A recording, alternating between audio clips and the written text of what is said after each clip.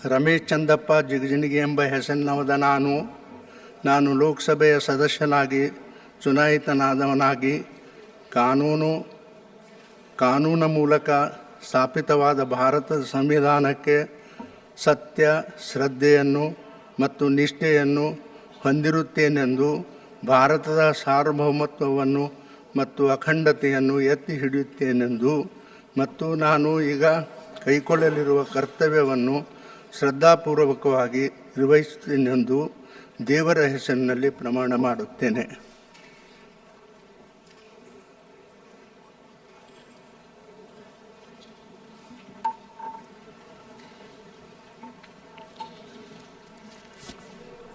Shri Radhakrishna.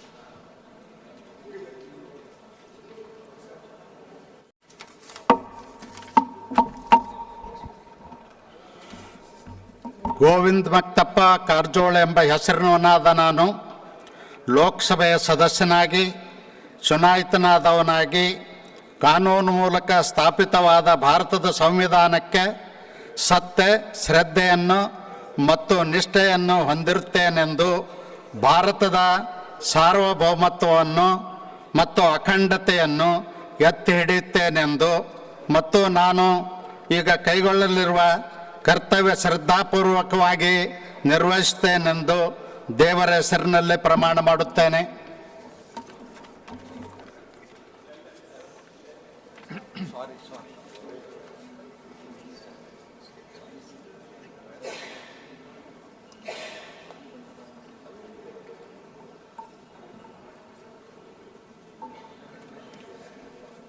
Shri Yaduveer Krishnadatta Chamaraj Wadiyar.